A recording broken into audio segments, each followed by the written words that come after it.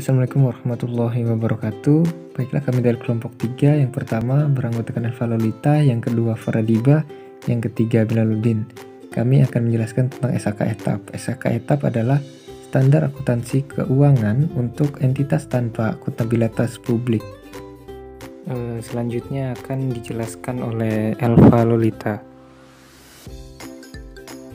Di sini saya akan menjelaskan pembentukan standar akuntansi keuangan untuk entitas tanpa akuntabilitas publik atau SAK etap. Sebenarnya bertujuan untuk digunakan entitas tanpa akuntabilitas publik, yaitu yang pertama, tidak memiliki akuntabilitas publik signifikan. Akuntabilitas publik signifikan itu sendiri yaitu akuntabilitas terhadap pihak ini atau penyedia yang menyediakan sumber daya dan pihak eksternal lain yang membuat keputusan ekonomi, namun tidak diposisikan meminta laporan keuangan secara khusus untuk memenuhi kebutuhan informasi tertentu. Yang kedua, menerbitkan laporan keuangan untuk tujuan umum bagi pengguna eksternal.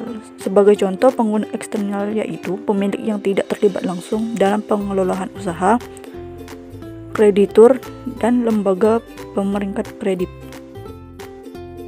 Entitas yang tidak memiliki akuntabilitas signifikan dimaksud isyaratkan yaitu pertama, entitas telah mengajukan pertanyaan pendaftaran atau dalam proses pengajuan pernyataan pada otoritas pasar modal atau regulator lain untuk tujuan penerbitan efek modal. Dan kedua, entitas menguasai dalam kapasitas sebagai fidusia untuk sekelompok besar masyarakat seperti bank, entitas asuransi, pialang, dan atau pedagang efek, dana pensiun, reksadana, dan bank investasi. Akuntansi publik yang signifikan yaitu akuntabilitas terhadap pihak kini atau potensial yang menyediakan sumber daya dan pihak eksternal lain yang membuat keputusan ekonomi. Sesuai dengan SAK etap sebagai tujuan laporan keuangan adalah menyediakan informasi posisi keuangan, kinerja keuangan, dan laporan arus kas suatu entitas yang bermanfaat bagi sejumlah besar pengguna dalam pengambilan keputusan ekonomi. Oleh siapapun yang tidak dalam posisi dapat meminta laporan keuangan khusus untuk memenuhi kebutuhan informasi tertentu. Dengan diberlakukannya SAK etap yang efektif sejak 1 Januari 2011, maka penentuan kebijakan SAK menjadi sangat strategis karena mempunyai dampak berjangka panjang yang dapat arah di masa yang akan datang. Dengan jelas, apabila SAK etap telah berlaku secara efektif, maka perusahaan-perusahaan kecil seperti UMKM tidak diperlukan lagi untuk membuat laporan keuangan berbasis SAK besar. Entitas dikatakan memiliki akuntabilitas publik yang signifikan apabila adanya proses pengajuan pernyataan pendaftaran kepada otoritas seperti pasar modal atau bentuk regulator lainnya yang bertujuan untuk kepentingan penerbitan efek di pasar modal, atau entitas menguasai aset yang kapasitasnya sebagai fidusia untuk kelompok masyarakat. Laporan keuangan berdasarkan SAK etap atau standar akuntansi keuangan entitas tanpa akuntabilitas publik. Seperti lazimnya laporan keuangan menyajikan dengan wajar atas posisi keuangan, kinerja keuangan, dan arus kas entitas. Terhadap entitas yang laporan keuangannya mematuhi SAK etap diharuskan membuat pernyataan eksplisit dan secara penuh atas kepatuhan dimaksud dalam catatan laporan keuangan. Isi laporan keuangan entitas yang lengkap sesuai dengan SAK etap meliputi: yang pertama ada neraca atau laporan posisi keuangan. Di dalam neraca atau laporan posisi keuangan, informasi yang disajikan minimal mencakup pos-pos yang meliputi kas dan setara kas, piutang usaha dan piutang lainnya, persediaan properti investasi, aset tetap, aset tak berwujud, utang usaha dan utang lainnya, aset dan kewajiban pajak, kewajiban estimasi, dan ekuitas.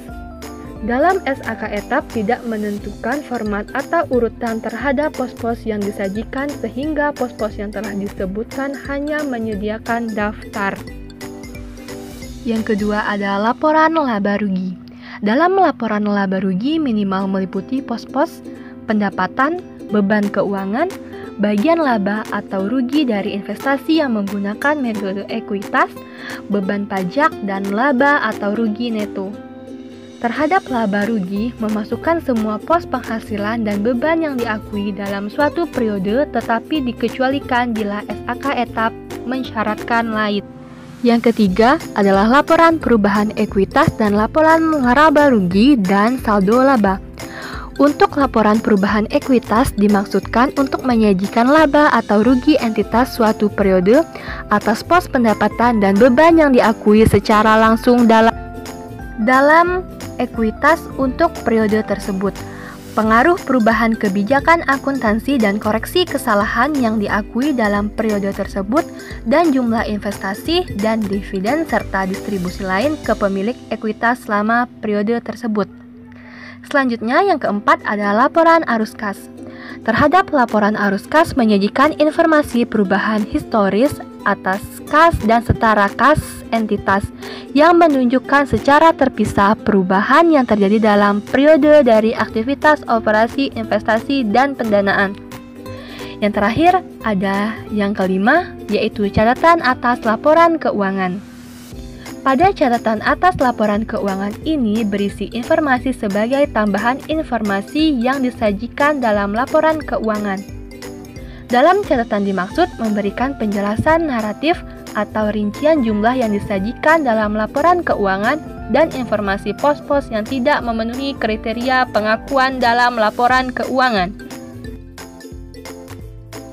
Oke, selanjutnya yaitu mata uang pencatatan dan pelaporan dalam SAK etap terhadap semua entitas yang akan menggunakan atau telah menggunakan mata uang selain rupiah. Sebagai mata uang pelaporan diatur sebagai berikut. Yang pertama yaitu mata uang pencatatan. Mata uang pencatatan yaitu mata uang yang digunakan oleh entitas untuk membukukan transaksi terhadap mata uang pencatatan haruslah sama dengan mata uang pelaporan. Yang kedua adalah mata uang pelaporan. Mata uang yang digunakan dalam menyajikan laporan keuangan. Mata uang pelaporan yang digunakan entitas di Indonesia adalah mata uang rupiah. Pihak entitas yang menggunakan mata uang selain rupiah sebagai mata uang pelaporan hanya bila mata uang tersebut memenuhi kriteria mata uang fungsional.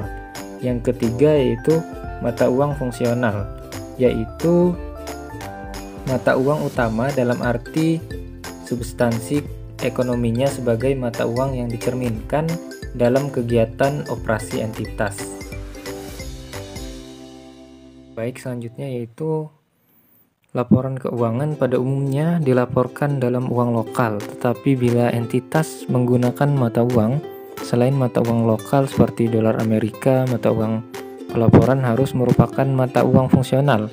Mata uang fungsional dimaksud dapat merupakan mata uang rupiah atau sekian rupiah tergantung pada substansi ekonominya yang memenuhi indikator-indikator secara menyeluruh. Baiklah, ada bagian-bagian. Yang pertama, indikator arus kas yang berhubungan dengan kegiatan utama entitas didominasi mata uang tertentu. Yang kedua yaitu indikator harga jual. Harga jual pokok entitas dalam jangka pendek sangat dipengaruhi pergerakan nilai tukar mata uang tertentu atau produk entitas secara dominan dipasarkan untuk ekspor. Yang ketiga yaitu indikator biaya. Biaya entitas secara dominan sangat dipengaruhi pergerakan mata uang tertentu. Baiklah, mungkin itu saja presentasi dari kelompok kami. Lebih kurangnya kami mohon maaf. Bila ada kesalahan mohon maaf. Wabillahi taufiq wal hidayah. Wassalamualaikum warahmatullahi wabarakatuh.